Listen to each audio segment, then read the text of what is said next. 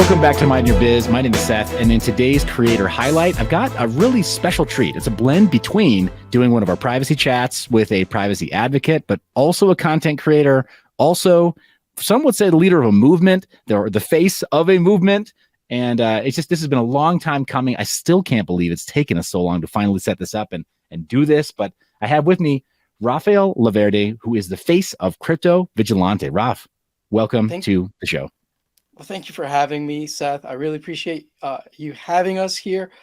And I want to thank you for your show and for putting this together. And as we were talking, for you leaving the corporate world and using your powers for good in crypto, we really appreciate it. I have to say it, man. I've been on a lot of shows, and the way you have everything set up, dude, it's like unlike anything I've seen. So kudos to you, man. Really well, definitely cool appreciate it. Yeah, definitely appreciate it. I think we were kind of comparing notes that we've been very interested in privacy preserving cryptocurrencies and in privacy preserving technology for some time. And you're kind of at odds when you have that interest of privacy preserving tech and wanted to talk about it, right? Like, because everyone wants to be on. So yeah, where do you start, right? You got to find a way.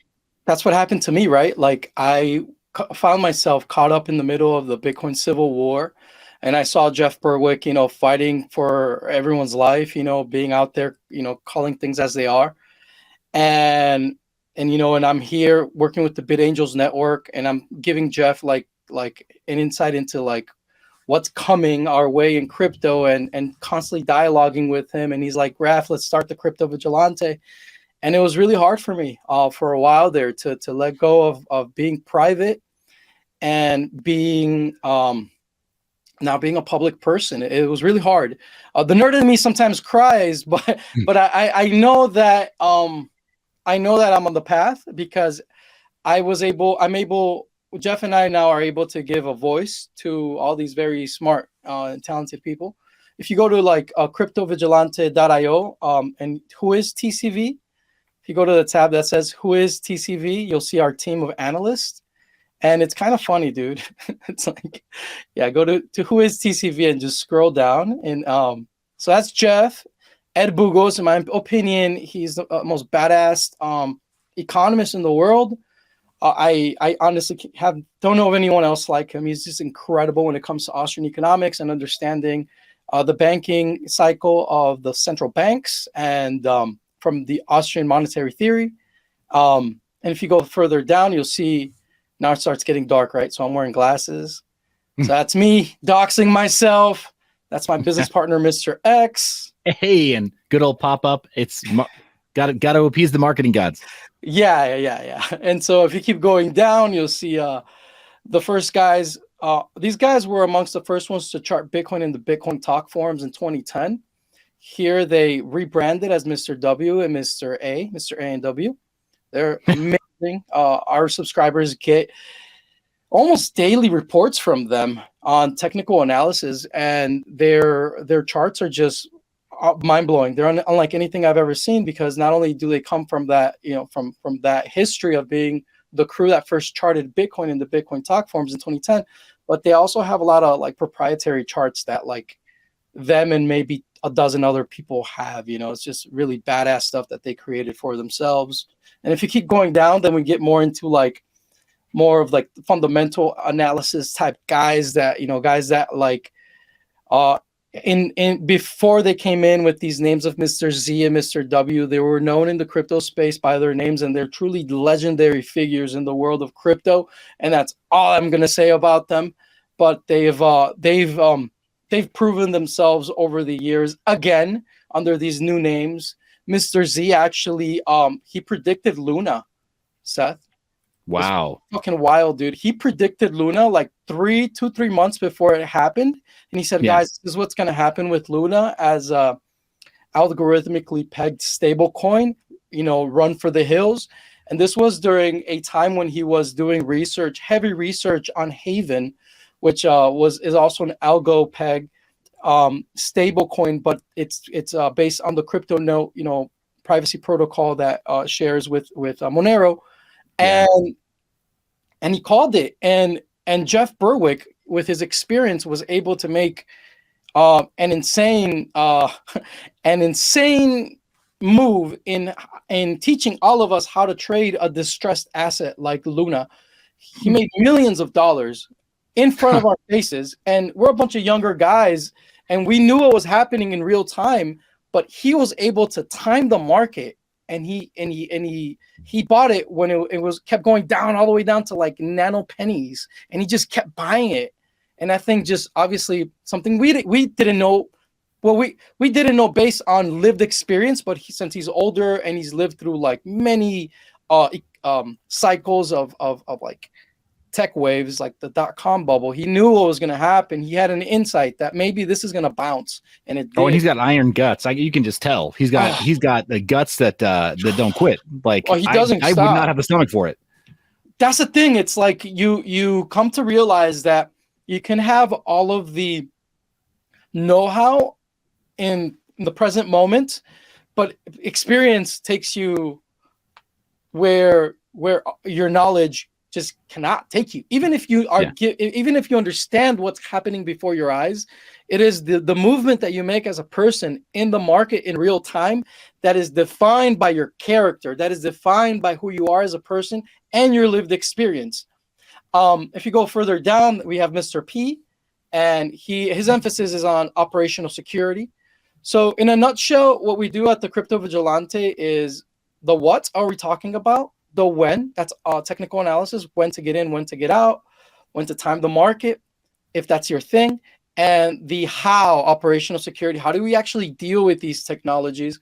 And so having someone like Jeff Berwick and Ed with their experience really takes our crypto experience to the next level, because we have that their experience to back up our immediate knowledge. So it's been a very, man, we're going on to 4 years now, and it's been one heck of a ride to see this develop into much more than a newsletter, but a network of researchers, really is the way I call it, because we really strive to build on top of the research we provide subscribers. So that's us in a nutshell. And thank you for having us here, Seth. Yeah. Really appreciate it. Yeah, no, my pleasure. You mentioned a couple of projects that are near and dear to my heart. I interviewed the first version of the Haven developer team, and then I interviewed the second version of the Haven developer team. Kind of laughed and cried with them as they had the algorithm for their stablecoin sort of arbed to death internally. And I'm, the person who did it said, hey, I needed to point out a weakness. To their credit, they let them walk away with their profits instead of trying to do a chain rollback or anything. But and then same with, I saw in the notes there for your OPSEC specialist, the session messenger have interviewed the Loki net and the early Loki teams for the better part of 5 years now that I've been keeping tabs on them when they were still 100% proof of work project. So everything you guys are focused on, everything you guys are working on to help bring to people is near and dear to my heart. So, I mean, you guys, you've captured my heart just by based on what you guys talk about. But like you said, having that experience to be able to say with that conviction, like, no, this is the entry point. So like, put your money where your mouth is. That's next level. So thoroughly appreciate the work you guys do. For sure. It's crazy. What's crazy about human nature is that we get caught up in ways of thinking that if I were to have told you, hey man, maybe FTX is not the place to be in 3 months before FTX collapsed, most people would have just looked at me like, what are you talking about? Look, they have Tom Brady. They had a stadium named after them. What are you talking about? They're best friends with all these regulators. And so it goes to show how quickly things can change in crypto. And I think that that's a good thing, because we are moving into a world that is the future is on the blockchain. That is what everyone knows. Now, what blockchain are we moving into? That's another question, right? Yeah. But we do know that the future is on the blockchain. We do know that. And so we have to be very kind of aware as educators to kind of guide people, not guide them per se, but really show them the full spectrum of what's happening, because we have the option of having a very bright future or very tyrannical future as well with the use of these technologies. And it is our moral imperative at TCV, and and thank you. I'm really grateful for meeting you, because it seems to me that you're the type of guy that also does not want to live, in a tyrannical world aided by these technologies.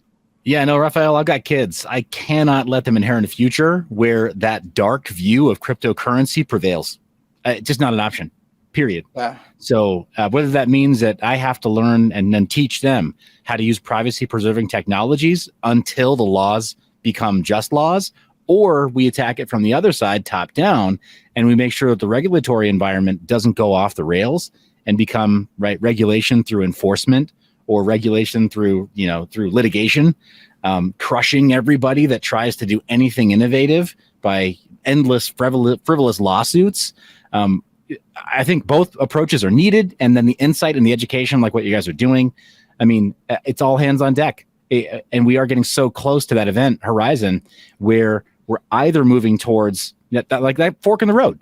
We're either moving towards that bright future, or we're moving very quickly towards centralized systems that they look like blockchain, and they're decentralized in name only, but they're really just new systems of control.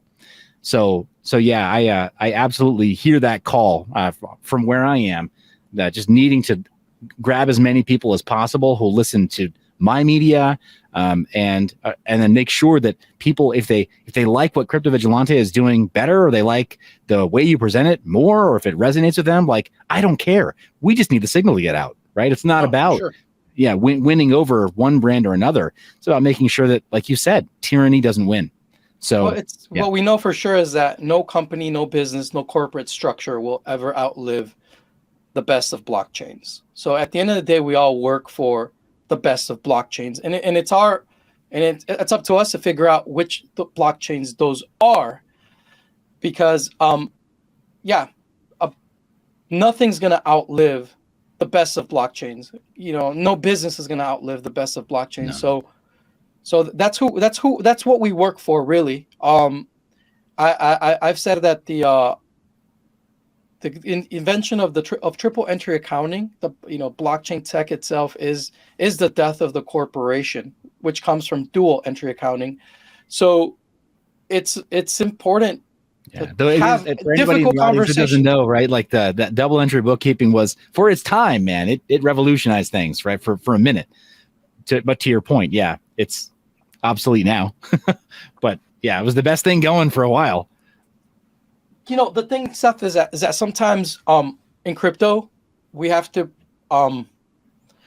be willing to have difficult conversations, and what I've realized is that it's important to have honest conversations where we respect each other's where we're at, because for me, I'll give you an example. As an investor, I'm an investor first and foremost. I'm not a maximalist of anything, because to me, they're all just tools to be used, right? I'm not going to, favor hammer team over screwdriver team, but I do want you guys, everyone watching, to be a maximalist for your favorite coin, because I do not want to invest in something where people that are part of that network are kind of, ambivalent, wishy-washy. Yeah. If you are a Bitcoiner, I want you to be the biggest Bitcoin maximalist. If you're in Ethereum, I want you to be the biggest Ethereum maximalist, because I want to hedge my bet on armies that are completely driven towards, that are mission oriented, right? That are not ambivalent about what they like or what they're doing. So but in spite of that, we still have to have these conversations. And so we created a space. This is what we really aim for. And we aim for till this day to have difficult conversations at TCV. And we have difficult conversations that stem from the Bitcoin Civil War. So the Bitcoin Civil War is at the heart of everything that we see happening in crypto right now. The topic of privacy was at the front and center of this civil war, where we had different ideas as to how to provide the most amount of privacy to the people in the space. And some people thought that Bitcoin was capable of providing that privacy, and others said, you know what, it's never going to happen here. We're going to have to start from scratch.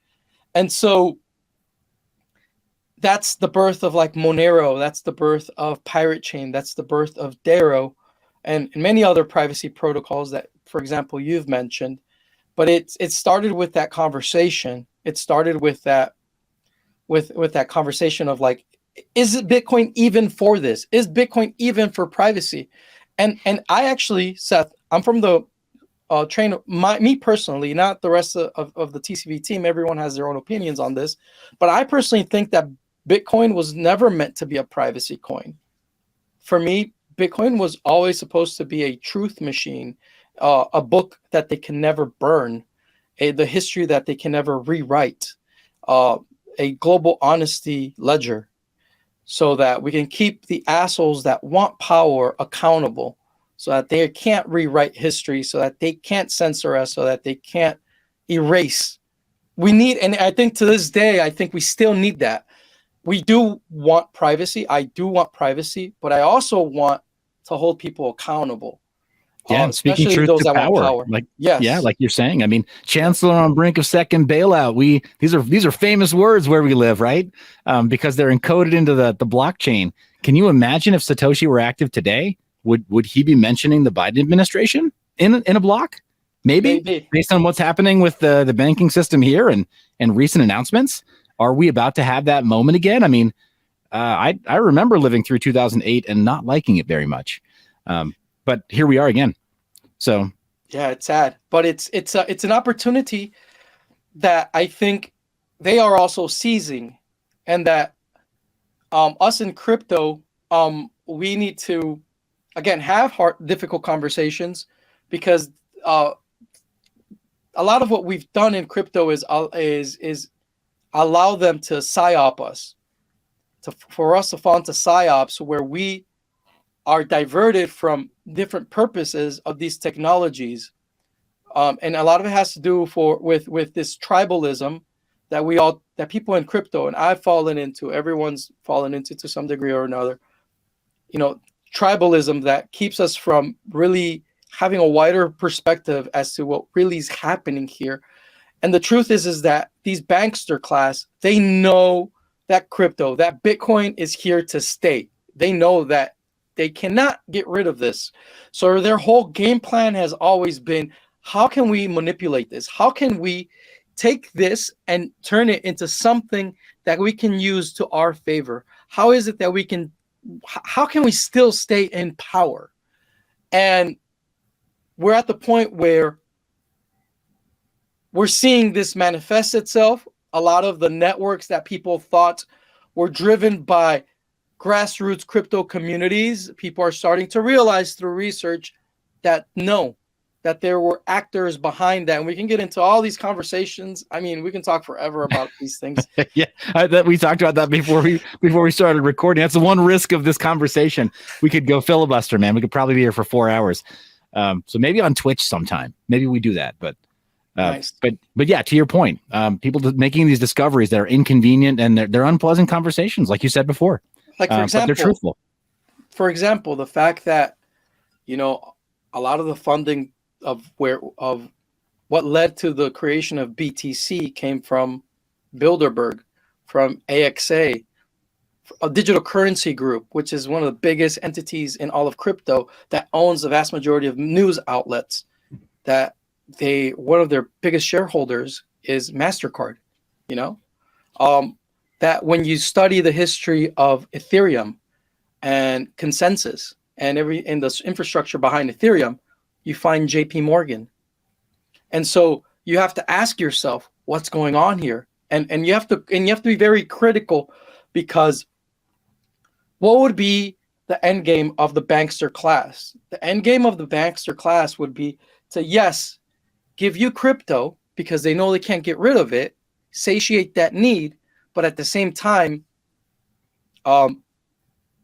distort it, and to the point where you are still depending on them, and that's in a lot of ways what we're noticing in crypto right now manifests itself in the way that people have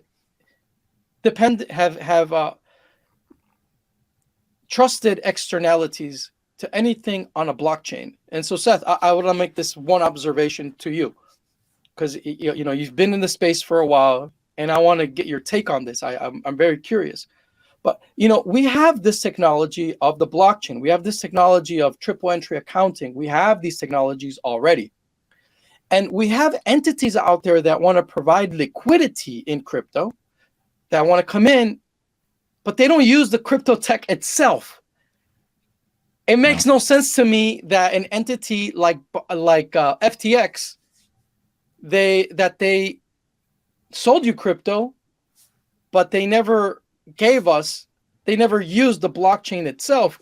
So could you imagine an exchange where every block of time on whatever blockchain they were to use, right, you had, proof of reserves?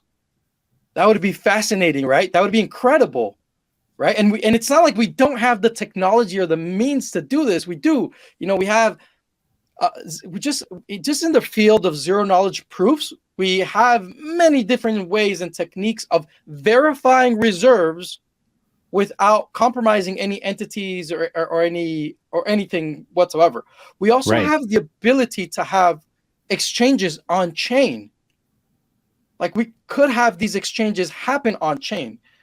Oh yeah, it's happening right now, dude. What's even crazy? There's exchanges on BTC happening on chain right now. Like right now, on the blockchain that they told you was the most crippled of blockchains, the one that you could not build anything on chain, Bitcoiners are proving to the world that on the BTC blockchain itself, you can build on-chain exchanges. So don't tell me we don't have these technologies and that we can't use them, and then try to sell me crypto by you yourself never using the technology itself. And that's what blows my mind. And then we have, dependencies on banks, like we're seeing with this bank run that's happening, right? Yeah. That's not crypto. Those are banks. Right. Well, and FTX too. You mentioned the implosion of FTX and related failures in the crypto ecosystem, like Celsius. You have a lot of people who express their doubt about cryptocurrency and blockchains in general when they see stuff like that. But Raphael, they're not acknowledging what you and I know, that's centralized finance. By its definition, that's actually centralized finance, and it has more in common with banks than it does with crypto. Despite holding your crypto, it has more in common with the former custodians of our value, which Satoshi tried to warn us about, not to trust them, right? But to make everything verifiable and to put it onto a blockchain system so that regardless of how it was created, you can police it by having that transparency. But yeah, you have these groups that they were clearly not transparent at all in their reserves, and clearly not transparent at all in their trades and what they were doing with customer deposits. And which again has more in common with, speaking of customer deposits and not making people whole the correct way, the whole Credit Suisse debacle of making the shareholders whole before making the bondholders whole.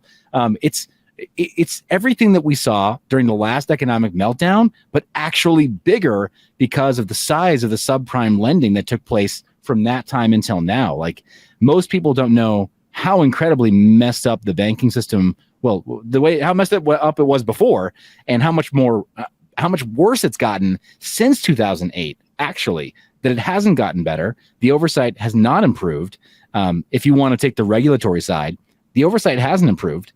And the behaviors and habits of some of these banksters, they've gotten even, more brazen than before in terms of the risks that they'll take and whether or not they think that they'll be taken care of by the government. So yeah, no, I mean, agreed on so many levels. And yeah, totally. What's happening in crypto that scares the average person away looks so much more like a really bad crypto bank than like actually crypto or decentralization. A lot of this has to do with the fact that, during the Bitcoin civil war, the small blockers started vouching for a layered approach to scaling. The moment that they brought in that term, layered approach to scaling, in other words, depend on externalities to the blockchain. Just listen to that. You know, you are gonna, the health of the network is now going to be dependent on externalities to the blockchain. What does that mean? That means we no longer have control. It means that if you're not scaling on chain, you don't really have everything that Satoshi gave us. You don't have a Byzantine fault tolerant network. You don't have the interconnectivity and interoperability that you would have within one single network topology of the small world network of the blockchain itself, where we're all connected to one another via two hops. You don't have the cost efficiency that we have when we transmit to just two hops away for me to be connected to all my peer nodes. And you don't have the speed. So the moment you go off chain, at that moment, you literally threw the baby out with the bathwater. And what everybody's realizing now in crypto, and this is the big news, anyone watching this, if you take anything from this conversation, this is it. The big news is, and this is what no one expected, MIT grads that were behind FTX and everyone in crypto, nobody expected the fact that the future will be on chain. And then out of nowhere, out of left field, this guy named Casey Rodarmore created ordinals and gave people on BTC, on the biggest network, the ability to create digital goods. Because sure, they're NFTs, but it's much more than this. You have to understand this is digital assets on chain. And within a week, within 3 days, we already had 2 competitive on-chain exchanges on BTC. There is no playbook. There is no VC. There is no VC incubator to teach an entrepreneur how to do this. This came completely grassroots, and what we saw happen with ordinals, and we're still to this day. It's been like 60 days. We've seen more movement and more traffic to BTC through ordinals in the past 60 days than what we saw from the Silicon Valley VC-driven push for an off-chain scaling Lightning Network world. So that goes to show you how quick things are going to happen now, where we had and nobody cared for BTC. Most people did not care for BTC at all in crypto. And all of a sudden you had Solana devs, Ethereum devs from Polygon, from all over the space started running BTC full nodes. In 24 hours, there was a complete convergence where people completely took their focus out of their pet projects and went to BTC. So I think that what we're going to start seeing are seismic shifts like that in crypto, because people are maturing and moving beyond this tribalism, especially the real smart people. Like I said, if you want to be tribal and a maximalist, by all means do that. As an investor, I want you to be. But guess what? Everyone else is also now starting to think like an investor, and they're going to the blockchains. They're converging to blockchains where they get the most out of that one network. Instead of using 7 different networks, they'll use one where they can have it all. And so, and Raphael, I sorry for interruption here, but my thesis is that, well, I think we see it, that during times of uncertainty, investors always run to safety. You'll see it in durable goods, you'll see it in prepper materials, and now I think what you're saying, we're also seeing it in blockchains where you have all the security of the King Daddy, BTC.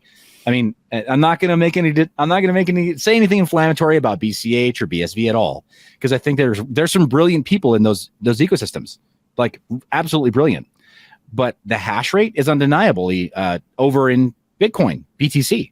Like there's nothing beats its proof of work security network. I mean, the global hash rate there is it's a force to be reckoned with. Nation states apparently can't touch it, at least not yet. They haven't found a way to interfere with the consensus of Bitcoin. So turning to safety and being able to build in an environment where at bare minimum, you're secure. yeah, what's not to love about that? If you can find other ways to shoehorn your projects and your development into that environment, you know it's going to endure. You know it's going to live. So it increases the likelihood of Bitcoin becoming that blockchain that the future is written on that you've been talking about. So yeah, I'm seeing it. We had a guest on Mind Your Biz not long ago from the Raptorium project. He goes by the handle Big Piggy, and they the moment they started seeing ordinals pop up and become a thing, he said, oh yeah, I was a developer in this space in 2010, 2011. I remember colored coins. I remember op check sig multi-sig and op return and what we were trying to do back then. You know what? I'll try my hand at it again. And he blew my mind with that, with his storytelling from that time because he lived through it. But yeah, it's obvious that some of the sharpest people, some of the best and brightest across the blockchain ecosystem, just like you said, they've been magnetically drawn to what's happening on Bitcoin again because of ordinals, because it goes so far beyond putting funny pictures on a chain. Right. Like light years beyond. So yeah, I'm with it, man. Absolutely. I'm picking up what you're throwing down for sure. Yeah. It's so this notion of how within 24 hours, FTX lost billions of dollars, right? We're going to see movements of money in the opposite direction of wealth creation with on-chain protocols that work.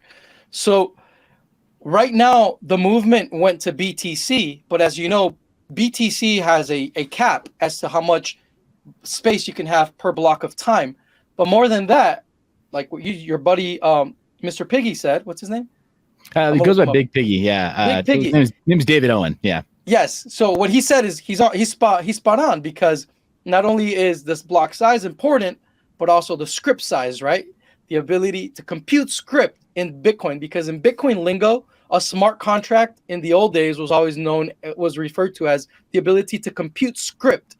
So what's interesting and what's happening right now is that we're starting to see small movements with ordinals. Actually, it's not small in their capacity, but huge in their cultural shift, where people in BTC all of a sudden became big blockers. So that's what happened. Everyone's a big blocker now. All Bitcoiners are big blockers now. Right. So it's funny because they're also seeing like, oh, the mining is more profitable again. Just as you were starting to see a FUD cycle about the year 2140, when Bitcoin is running on fees only and not on new coins emitted, right? For mining and security. So you have all these people who are they've got like this galaxy vision of like, wow, Bitcoin could work. It could really work. But to your point, they're having to bend their moral stance from before and move from small block to big block. It's fun. BTC is a big blockchain right now. It is. Yeah. BTC, the whole rhetoric of this is only digital gold, only to be hodled. The only thing that matters is to scale off chain. That died. I don't know if Casey realized this, but he murdered. Ordinals murdered the small blocker rhetoric.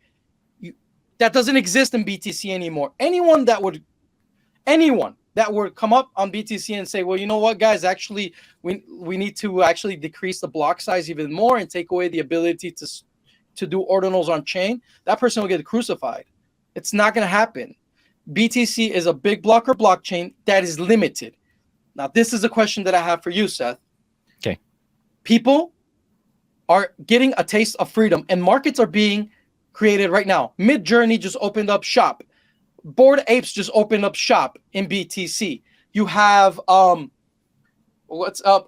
is about to open up shop, and you have the creation of partially signed Bitcoin transactions, which allow you to create an on-chain exchange.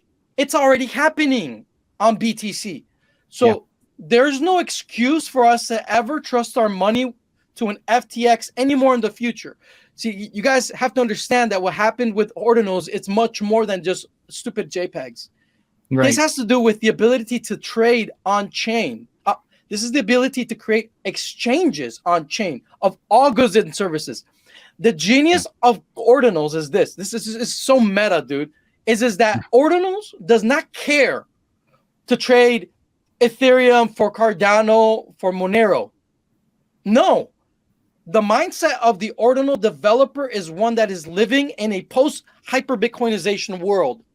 That's where they're at. And what do you do when you live in a post-hyper-Bitcoinization world? You have fun. And you trade things that are native to Bitcoin only. Yeah. And that is like the big blocker dream. So it's crazy that after the Civil War and all of this shit that we had, and millions of billions of dollars invested in off-chain infrastructure, right? And all of the propaganda with El Salvador, here comes a couple renegade rebels to say, we're just going to start creating markets on-chain in BTC, whether you like it or not. It takes off. There's a giant convergence from the rest of crypto into BTC. BTC is now a big blocker blockchain. And now we have the potential of another, quote unquote, Bitcoin civil war, which I don't think will happen. I think that in BTC, they're going to be strong arm into scaling on chain, because if they don't, another convergence is going to happen elsewhere where those capabilities are done elsewhere. Because the big thing, Seth, is the notion of parallel scaling. Okay. So what happened with the account-based model that we were given through Ethereum is that it has a vertical scaling methodology where it's as if, imagine you ran a bus station, and every time you got new passengers, you had to take the bus. You only had one bus, take it to the shop and add more seats and make the bus bigger. That's crazy. That's the way the account-based model that Ethereum uses works, because the entire global state of the network changes every time there's a movement within the blockchain. The genius of Satoshi with the UTXO model is that the global state is on the UTXOs themselves, and they don't affect, there's not a global change. In other words, it's like owning a bus station, but if you get more customers, all you do is you buy more miners. You buy more computer power. That's it. You just buy more buses to fit these passengers in. So the UTXO model is one of those things that has been completely ignored in crypto history. And I would say that it was on purpose. I think the banksters wanted to move us and our attention away from the UTXO model that Satoshi gave us, so that they can, and you know, interestingly enough, the account-based model comes from the banks. It's what the banks use. And they told you, you want smart contracts? Go use Ethereum.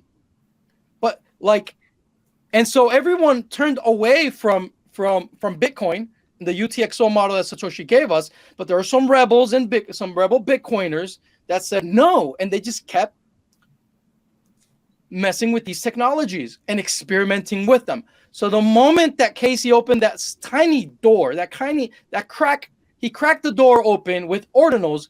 All of these guys that have been preparing for a decade, man. And I'm telling you, Seth, this is huge what I'm telling you right now, man.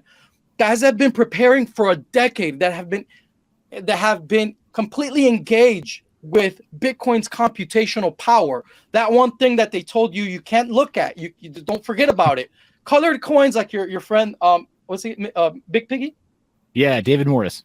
Yeah, he's like, hey, don't pay attention to that. Forget about that, Bitcoiner. Don't concern yourself with computing script, with smart contracts on chain on Bitcoin. All of a sudden, this wave just came right back in. And well, you know what's funny? I'm sorry the interruption here. What's funny about him and the project that he had been building, Raptorium, was that he had forked the Ravencoin code base, which I'm sure you've studied it because you mean your study of UTXO based systems, and their whole thing. With no disrespect to Tron Black, I went out to his campus where they've sponsored all of the core developers who stay right there at the Overstock campus for them to develop full time on Ravencoin. That what they added to their fork of Bitcoin was the ability to very quickly create assets inside of the wallet client, just a fork of Bitcoin Core, and then have direct access to the OP return field in a very simple way. And so there have been Bitcoiners who kind of remembered it and said, yeah, OP return it's pretty powerful. It's not Turing complete. It's not everything you'd want to do with a computer, but you don't actually need everything to just make it marginally more useful, right? And do a lot of things, right? You don't need it to compute everything to just call other script, like you're saying, and just become more generally useful. And so he had forked the Ravencoin code base and had to rebase from that because Ravencoin made some big mistakes with the way that they implemented those and had hidden inflation bugs and in these assets that users could make in the wallet client. They had a few missteps, but I mean, somebody with that kind of institutional memory or that kind of like sort of cultural memory of what had happened in Bitcoin so long ago. The moment he saw ordinals, I mean, all the OGs, Raphael, all the OGs, just they immediately got it. That's why 100%. They suddenly changed their tune, right? They were like, oh shit, it's happening. Like we all knew it was kind of possible, but we stopped building there. And now, like you said, now that that's been cracked open again, like you'd be crazy not to build on it because it clearly works. Yes. And like, dude, like hearing your story, like makes me sad because that's the story of everyone in crypto pretty much, because they were told you can't build on Bitcoin. And that's why we had a civil war. You can't build on Bitcoin, go build somewhere else. And it turns out, it just happens to turn out that in spite of Bitcoin in its original design being the first technology we received that, on a massive scale as a blockchain and so forth, it's still the best in so many ways.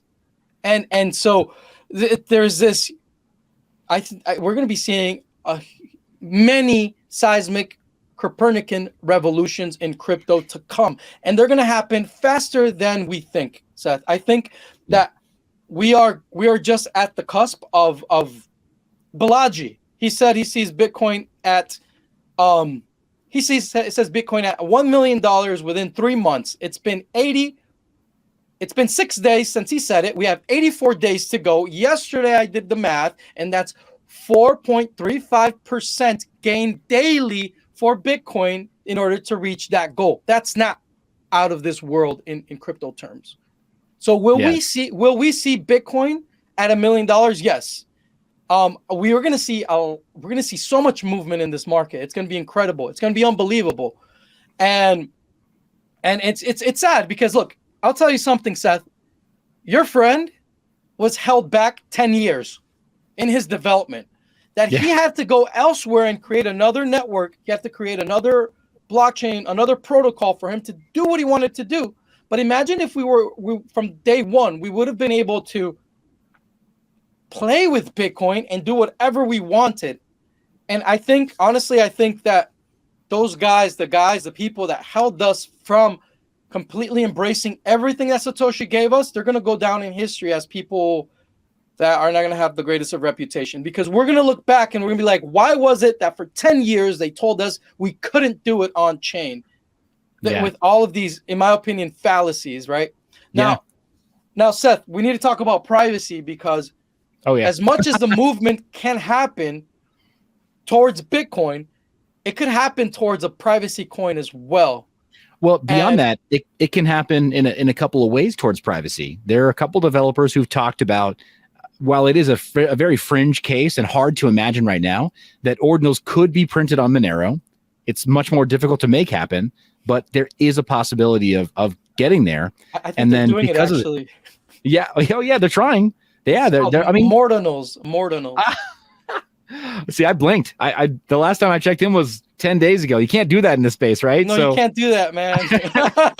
But I feel you. That's how it is. Yeah. Here. But crazy. With Litecoin too, right? You got Taproot enabled in Litecoin, which is kind of the real exploit, if you will, exploit for ordinals that made it on UTXO systems, that made it so viable that prior to that point, you had OP return and you had OP checksig, multisig as fields where you could inject some data into each block, but it was not quite the same level of inscription onto the blockchain as Taproot enabled. So we had to have that Taproot upgrade on these UTXO systems to make ordinals what they are right now and make them viable for these exchanges, these DEXs, like you're saying right now. And so Litecoin with the MWeb extension, I mean, man, I wouldn't have thought that I'd be saying this a year or two ago, that MWeb is making itself a more privacy focused, viable version of this new building paradigm of ordinals. There weren't enough pieces in place yet, but you talk about privacy preserving decentralized finance, and now building on UTXOs again. And all of a sudden, the whole claim of Litecoin being silver to Bitcoin's gold, it's starting to look relevant again. It's starting to look real again to me. That's awesome. Yeah. So Yeah, just one way. You know, what we're gonna see is that there's going to be. This is the thing, Seth. I agree with you, but I think people are going to keep converging. You understand what I'm saying? Sure. Yeah. No, I believe that too. It's like yeah. I think the experimental phase of crypto, in a sense, has ended because we went through a phase of being told we can't build this on one single blockchain. And what Ordinals is starting to show you is that number one, people are not that loyal. People will move. People will move. And number two, that it is possible to do for a blockchain to be more than a one-trick pony. So I think that there will be a lot more convergence than we think. And I think that we're going to see a lot of networks die. But at the same time, there's going to be such a massive move towards crypto worldwide that it's even hard to say what I just did because everyone's just going to come to crypto. And so it's I think there's definitely going to be a lot more disparity between like Bitcoin and altcoins as time goes on. And I think that there's going to be networks that are just going to take the life of their own, and they're going to kind of like, in a sense, depeg from BTC and just rocket on their own. And they're going to reach all-time highs in ways that we've never thought an altcoin to be possible, to have that as a possibility since like 2017, you know? Because a lot of people totally think agree. A lot of people think that the Bitcoin dominance is here to stay. And just a couple days ago, you know, we're starting to see a convergence around Darrow. Have you heard of Darrow? It's like the privacy Ethereum. Yeah, and I have not interviewed anyone from Darrow. I should, but yes, I'm somewhat familiar with Darrow. It's a pretty cool community, and they are, you know, first thing that I got from Darrow is that they're not playing around. They're very professional, and they're all about their OPSEC, dude. You know, Monero, people in Monero are very private, but dude, people in Darrow are super private, and yeah, it's wild, dude. So it's a new network, but it's the first proof of work blockchain that is private by default that allows you to have the smart contracts on chain. So it's unlike anything else in crypto. And do we have the components to create blockchains that would rival this? Yes, we do. Yeah, we have the components necessary for someone to come and compete with Darrow, but that doesn't exist. Like, there's not another proof of work, privacy by default, smart contract protocol on the planet. So they have that first to market advantage. So all of a sudden we started seeing a rise in Darrow, right? You know, you know, just a couple of days ago, that to me was shocking. And it showed me that, like, wow, this thing is taking a life of its own. And, you know, they say that Bitcoin dominance is something that a lot of altcoins, once they reach like all-time highs, they have a hard time going back to that previous all-time high in comparison to Bitcoin.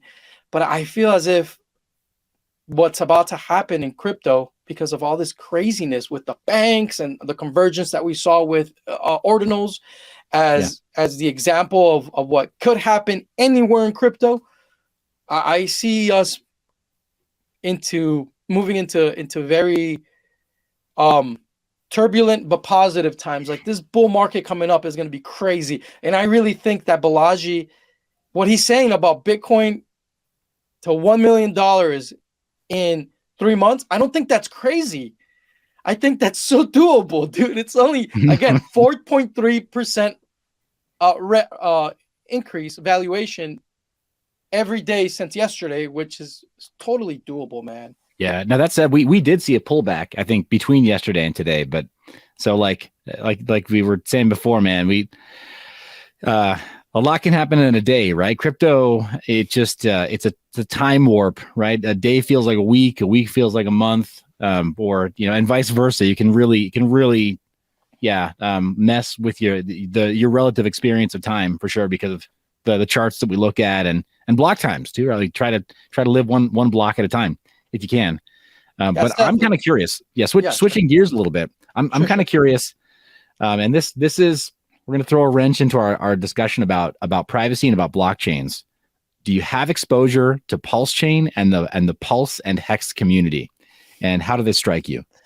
Oh man, look, so Thumper says, if you have nothing nice to say, don't say nothing at all.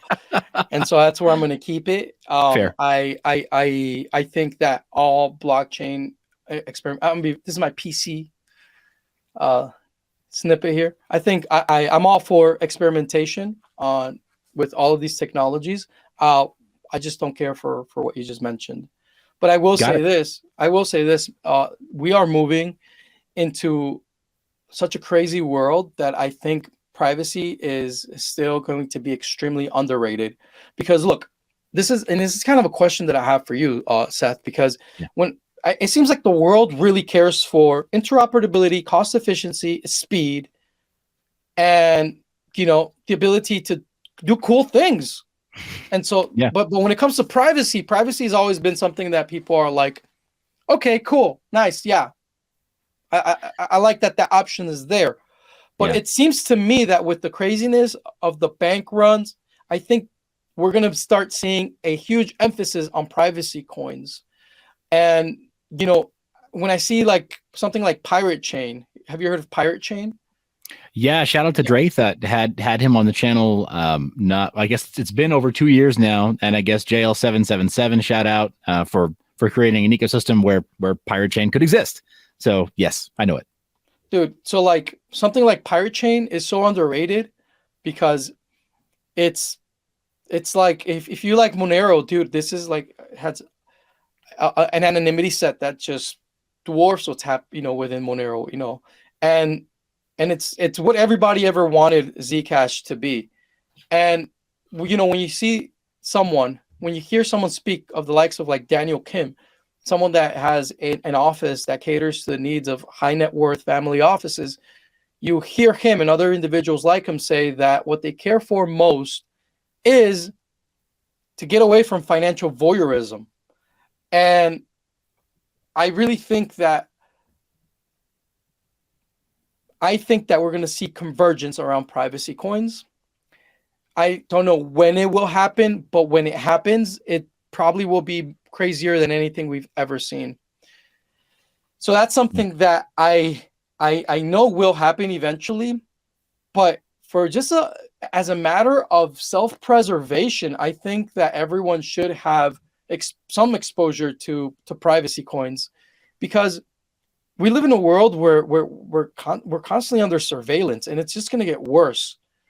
Yeah, right? No, totally. I think like you're saying with what people look for in a technology, you mentioned the list of efficiency and speed, and then like I guess novelty, doing cool things with it and stuff.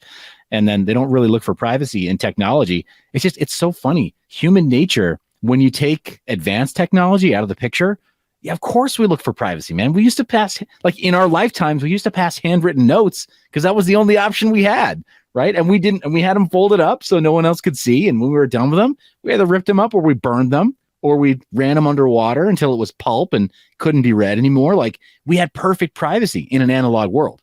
We really did. Right. We never knew. I mean, at that point, we didn't know that it was like never going to be better for us from a privacy perspective.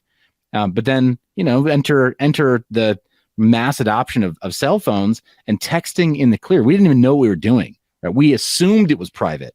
We assumed it was as private as like passing a handwritten note, and we just didn't know. I think most people, when given the option, like if it were a checkbox and they knew that it was privacy and they had to, like the default option was like, yeah, it's private, and they had to actively remove privacy, most people would just leave privacy there. I think you're right. I think there will be convergence when people realize it again. but most people just don't know, or they presume that it's impossible to have privacy.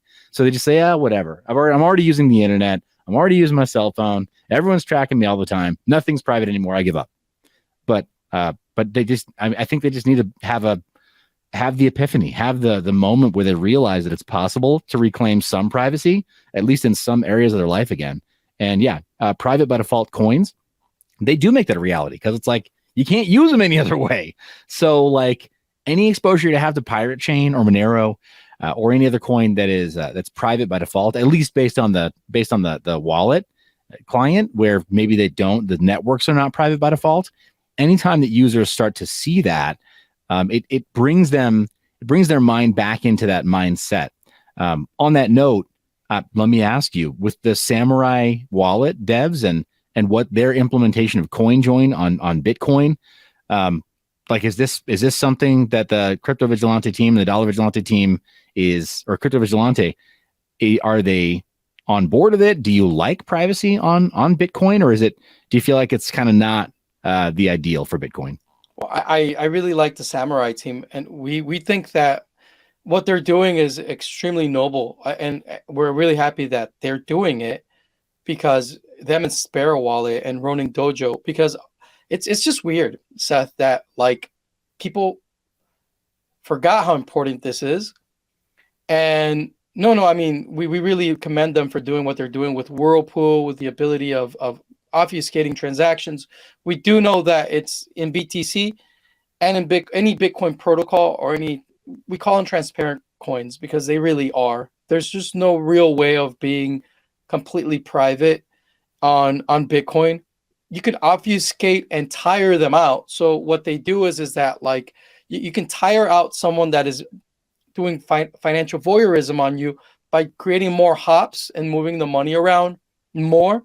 But probabilistically, if someone is motivated enough and they have the finances and the team and the technology to do the blockchain analytics necessary, they will be able to track track any transaction in Bitcoin, even if you were to use Whirlpool. Now, the Samurai team is counting on the fact that, like, for example, an exchange only looks back like, last time I looked into it was like 15 hops, 15 transactions back in time. But what if there's a motivated group that says, you know what, we're going to go after these guys for whatever they're doing, which it's, to a certain degree, that's cool with me, like, hey, if you're trafficking children, I want your ass to get caught, So yeah, I want you to be using a transparent coin, so that we can track and trace your ass. But it's so it's a thing that comes down to our dignity and the fact that if we lose our privacy, we really do lose an aspect of who we are. Yeah. And well, it seems like there's studies on this too, right? Where when so people's behavior is measurably altered when they know they're under surveillance. If you just put a camera in a room, it can be disconnected, right? It doesn't have to lead anywhere. But if you put a camera in a room and people think there's a camera observing everything they do, they will change their behavior. That's true. And like you're saying, that dignity is lost when every time you're about to do anything, you're like, oh, well, am I naked in front of the camera? Air quotes, the camera. If it's financial voyeurism, like you're saying, it's like, oh, well, maybe I don't want to buy those special chocolates while I'm visiting Denver or whatever. Like maybe I can't bring those across state lines, and that should be uncontroversial in today's world. It absolutely should be. Yeah. But like you're saying, that the lack of financial privacy forces people to have to think about it, or it forces them into cash. I mean, we don't view privacy in the US dollar as controversial. Everybody here feels very confident just holding cash, using it, buying things with relative privacy. And I don't know why there's such a pushback with some people of going into blockchains and allowing for something to function like digital cash. But but behavior totally does change when it's observed. So to your point. I think the privacy community has to be very cognizant of this and realize that people won't necessarily choose to use their network or their applications because they're private. They have to be good in spite of being private. Does that make sense?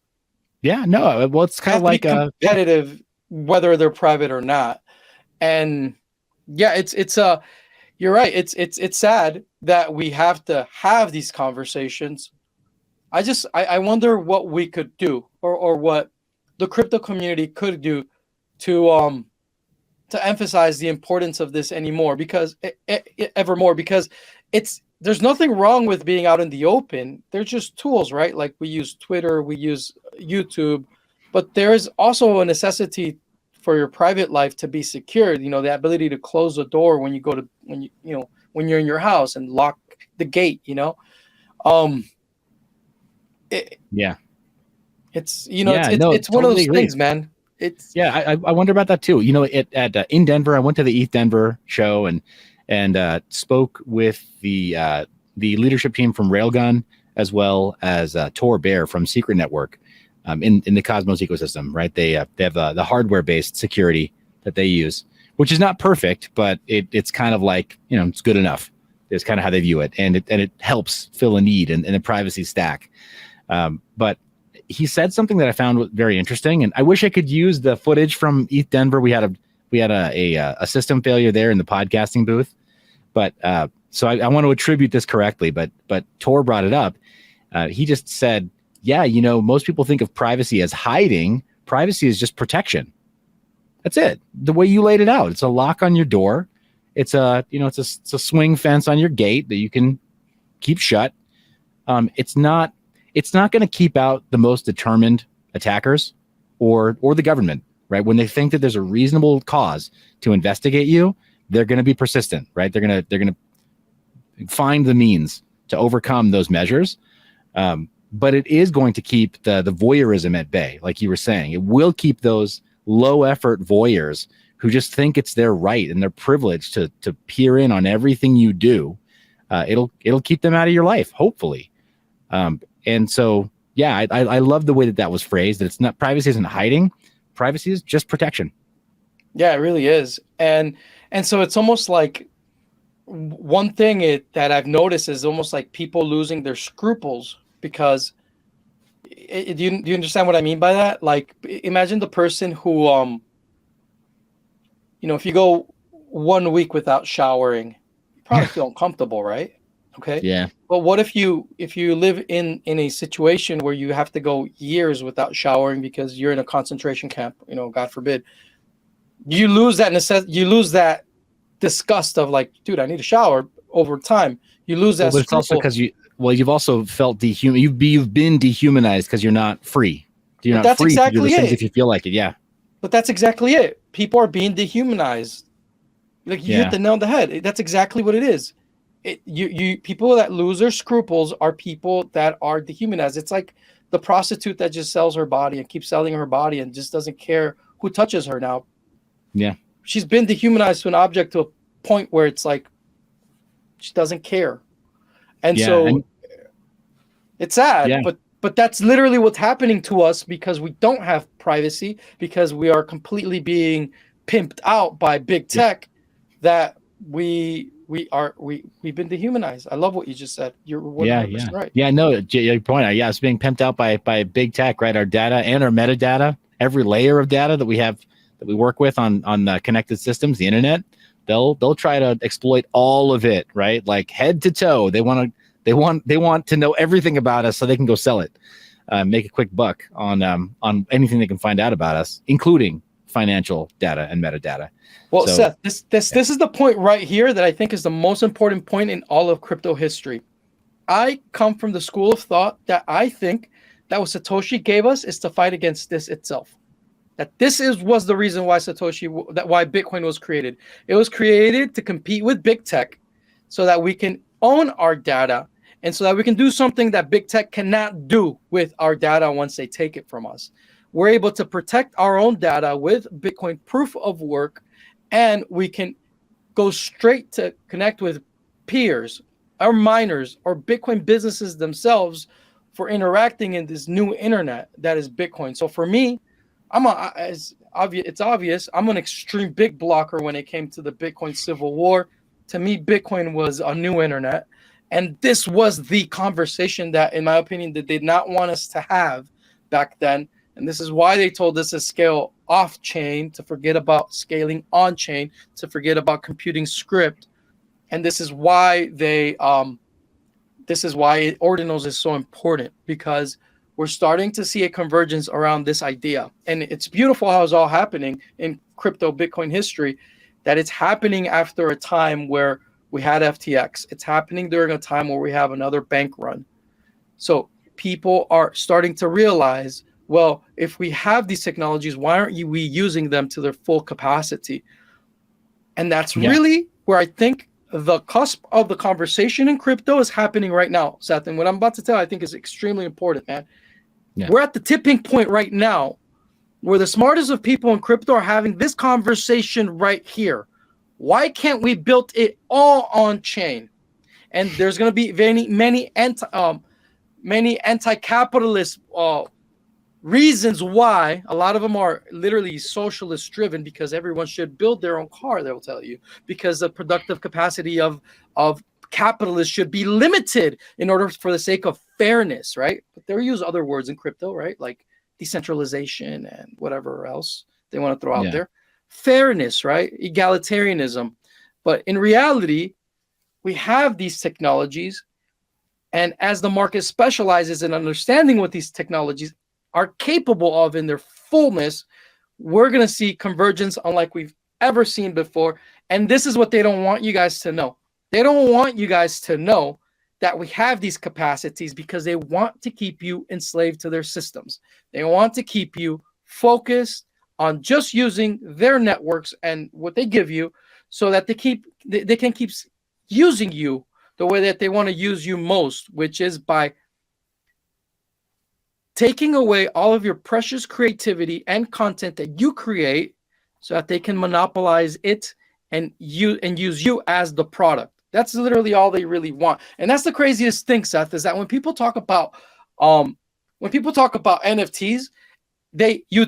people think, oh, they're just stupid pictures. No, dude, they're the window into hedging your bet on all of human creativity. It is a mountain, it is a fountain of wealth greater than anything else in human existence, in our universe. It's in our minds, dude. And big tech knows this. That's why they say data's the new gold. Data's the new gold. They want to mine our data. That's what they want. So if we're able to escape that matrix by creating an on-chain economy that is completely excludes them and is completely separate from them, then we can create a world where we actually are free from them. But the moment anyone tells you, like, dude, you got to use this external thing, this second layer, at that moment, you're putting this precious thing called crypto into the hands of those lizards again. And we can't fall into that trap anymore. So this is a huge deal, man. And I think I talk about this a lot, because I think we're at the cusp of, we either have hyper Bitcoinization happen the right way, or hyper whateverization in hyper cryptodization to happen the right way, where we like control our own data, or we're going to be subject to like the craziest tyranny where we can't allow AI to completely take over before hyper Bitcoinization happens, guys. That's really the bottom line. Because if we just sit around and don't do what we're supposed to, we're going to find ourselves in a very fucked up situation where you really won't have any privacy at all. And the good news, or any property rights. Exactly. Yeah, right. A lot of stuff. We really don't need that much people, guys, to make this happen. We need the smartest of people. And that's it. All it takes really is a couple applications well done on chain to create the convergence necessary.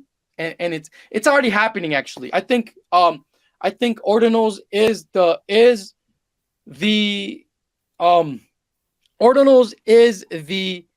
gateway drug to hyper Bitcoinization. It's already happening. Yeah. No, I love that. And I mean, we've seen now, we saw it in 2008. We're going to see it. We're seeing it now again, that the sort of the toxicity of derivatives and of cheap loans from centralized banks has created serious problems in the world. And I think, like you're saying, the antidote to that is being able to create our own derivatives on chain that are open, right? That are censorship resistant, so people can just look under the hood and see exactly what's there. And if there's no substance, the market decides to move on, right? Like 100%. free markets tend to do that. So print whatever you want in ordinals, make whatever you want on chain. Is it garbage? The market will let you know, right? And if it's JPEGs and people want to value JPEGs, fine. Let people trade whatever they want. That's what freedom looks like. It should be a little dangerous, right? So if you really want to do something risky, that's freedom. That's your right to do so. But if you have open, permissionless, and censorship resistant systems, like you're saying, whether they're like fully decentralized, use the buzzwords to make it sound egalitarian, whether all that stuff, all those boxes are checked as well, as long as it's censorship resistant, open, and free for people to use, just access, right? Access. Then we're going to weed out the junk, right? The nasty stuff that gets printed on chain. I mean, newsflash, there are hashes of really salacious and nasty material that were written onto Bitcoin's blockchain over 10 years ago, just for kicks, right? Just to make sure that it was actually censorship resistant. People have done that. Now, it wasn't actually an image of anything naughty, but there are people who they just said, hey, I want to prove that this is actually censorship resistant. So they found the worst material they could, and they created a hash and put that into the OP return of Bitcoin. It's there, right? So it's proven that Bitcoin has that censorship resistance. So I tend to agree with you pretty much almost without reservation that, yeah, we do need to choose that future, though. And we do need, like you're saying, this, I think I've got no reservation joining you in that call to action, right? That call to arms to the best and brightest. Choose to build now. And you know something crazy. If we miss the moment, right? There is such a thing as too late. That's right. Exactly. There's a window of time for everything. But I want to tell you something, dude. There's something crazy that happened in crypto and no one even noticed it, dude. No one noticed it. We solved the onboarding problem in crypto. So how does this work, dude? So check this out. And pay close attention to ordinals, because ordinals is going to lead people to this. Okay. If you allowed Bitcoin to scale on chain, as it's obviously market is demanding for it to happening on BTC, sooner you will realize that the more traffic you have on chain, because people are creating goods and services on chain, the more cheaper transaction fees will be, because miners will have their costs paid, taken care of, right? It's like having a burger joint, right? If you have hundreds of thousands of customers, you can sell the good quality burger cheaper. So transaction fees will be cheaper over time, to the point where in different, we'll call them sandboxes of Bitcoin forks, we're seeing transaction fees be 1/300th of a penny. Wow. That means that with $300, I can subsidize $300, me alone, I can subsidize 20,000 encryptions on the Bitcoin protocol. That means that if we community fund this endeavor, any artist or entrepreneur in the world can come in and literally just bring in their talent. This is all they're doing. They're bringing in their talent. They're creating a Bitcoin wallet to interact with this new internet we call Bitcoin, right? Of on-chain scaling. And they're creating art on-chain for free. The minting is free, community subsidized, because it costs us 1/300th of a penny. And you just put that out into Bitcoin for free, and they're getting paid for their labor in Bitcoin from whoever buys it. And that's one of the craziest things that we lost in BTC during the Bitcoin civil war, is the ability to have microtransactions and nano transactions. Because when you have an on-chain economy, a microtransaction allows you one thing: profit, dude. The fact that if I can profit every time you like something. See, people must underestimate the power of the like button, dude. The like button is probably one of the biggest things in computer science history. No one has even fucking thought about how significant it is. The like button allows you to send a message with just tapping something. Like, it created a new language, right? Thumbs up, like, heart. That's true. Even text messages, you go out of your way to give a thumbs up emoji. I mean, that we were trained to do that with how addictive it became. Yeah. So it's like imagine now if every like was in itself something that you can split off into a bunch of UTXOs to pay people nano pennies for every single like. Yeah. No, so So So yeah, this play to shit's earn. possible. This shit's possible in Bitcoin's original design, and that's what we're getting back to with ordinals, which is fascinating. Yeah, no, totally agreed. So we're a little over an hour right now, and I'm just gonna say, Raphael, this has been such an engaging, engrossing discussion. Like, I can't wait to do it again. I'm bummed that I'm not going to be at Monerotopia because we'll be in Estonia for the Talon, some of the Talon events there. So, and what I'm really hoping we can do is, while everybody's out at Monerotopia, I'm hoping that we can set up a remote event, right? So that we have some of the politicians that I'm meeting with in Estonia and the Baltics and Nordic region, and pipe in the message from Monerotopia, because they need it. They desperately need it. They just don't know it yet, but they need it. So I'm giving a little preview there. That's my plan. Hopefully, knock on wood, it works out. But I'm bummed that I won't be there because it'll delay us actually having that face-to-face meeting or whatever. But because it needs to happen. But bare minimum, we need to do a follow-up to this media that we're recording right now. But let me ask, for the benefit of the Mind Your Biz community, I've got the cryptovigilante.io website on screen right now. What's the best way for the Mind Your Biz community to be onboarded into the Crypto Vigilante community? How is it Telegram, Discord? What are the most active channels? Right away, I would say, look, if you just want to follow us every day, go to YouTube, cryptovigilante.io, on Twitter, vigilante.crypto. But if you really want to be engaged with us on a daily basis, then it's cryptovigilante.io. It's in my opinion, it's a place where we have these really difficult conversations on a daily basis. And could you please, I don't know, did my wow, your camera cut. My camera cut. I was gonna say, man, whoever your 3-letter agency handler is, they're trying to stop the signal. We won't let them. That's fine. So if you can also go to we also have a workshop that I did recently at Anarchapulco called the workshop is called it's for free, actually. It's on cryptovigilante.io/AI. And I talk about the response that the crypto community should have to AI.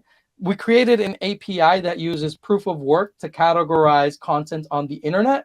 And it's for free, that anyone can grab that API and use it anywhere in crypto, because it's this important, guys. Like, literally, me and my buddy spend over a year creating applications based on this API.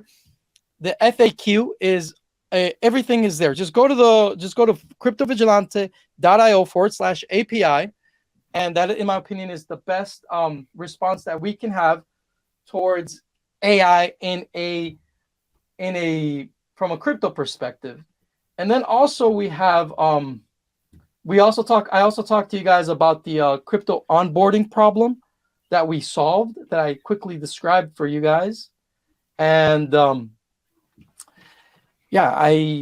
maybe my camera overheated. I don't know, maybe. Yeah, maybe. Hey, conversation is too spicy.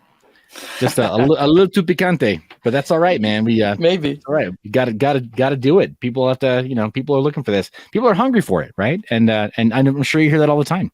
People want the pure signal. They want the straight dope, and they're not getting it from so many other sources.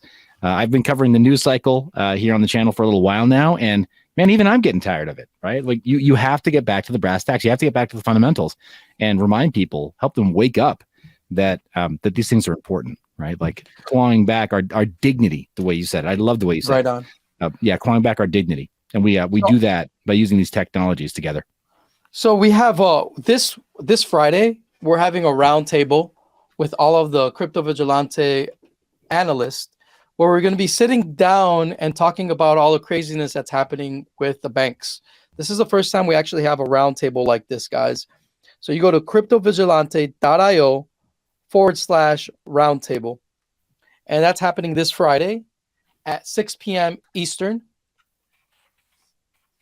If you want to pull it up for me, that'd be great. Yeah. cryptovigilante.io/roundtable. And that's happening this Friday. I don't know when this video is going to come out. Oh, thank you. I think that we're going to get this. We're going to fast track this one. We We haven't with all the other ones. We got a little backlog, but let me get this one fast tracked so that it debuts before the event happens, the roundtable happens. Link will be in the description as well. So Mind Your Biz community, you have zero excuses. That's right. That's one click away. Go. Yeah. Go awesome. Participate. Thank you very much for everything, Seth. Thank you for having me here. Thank you for being such an awesome host. And yeah, I really want to hang out with you and talk to you some more because as you can tell, there's a lot to talk about. I'd love to even invite some of my analysts to your show so that you can get to know them because those guys are freaking phenomenal, dude. Sure. I mean, they're private for a reason. They're out of this world, dude. They're incredible. They're freaking incredible. Would absolutely love that. Yeah. Anyone from the roster is totally welcome. It's an open door policy. For the record, I just need to ask, did I ask you for any kind of a bounty or payment to be featured on Mind Your Biz? Oh, dude, that's such a cool question you're asking, dude. No, heck no. Right? No, not at all. And did you offer one? Yeah. And did I accept one? Yeah. No. Right. So here's the thing. Cool, I always put that out there because when it comes to privacy, open mic policy, it's just too important. There are other projects where, I do occasionally accept paid promo. It helps run the channel. We have some expenses, keeps the lights on. But when it comes to privacy, it's just too important. And some of these projects are running so lean and they're so early that I don't want to decrease their likelihood of success by assessing any kind of like a fee or anything. So yeah, privacy. That's doors awesome. Open, mics open. No, that's really cool that you asked that question. It says a lot about you, and thank you for doing that. I mean, I've never had those questions asked, but I appreciate them a lot. Yeah, no, my pleasure. Thank you again for being on the channel and Mind Your Biz community. You see the links down in the description. Follow all of them. Everything that Raphael mentioned earlier is available there, just one click away. Raphael, thank you again for being on Mind Your Biz, and I cannot wait for the encore meetup. Awesome. Let's do it. Thank you, Seth. Welcome to the Great Repression. Blood running in the streets like the shining fucking 4.0. Chaos, collapse, confusion, crypto. A controlled cash crash, CBDC succession. Central blood banks bleeding dry. Bye-bye endless money supply. Hello, new world oppression. It's time to choose. Are you ready to make real fuck you money? Or stay behind, broke and bloody? This is your time, your chance, your reality. Join the TDV Emergency Bank Failure Roundtable Friday, March 24th. Book your virtual seat at cryptovigilante.io/roundtable. Choose or lose.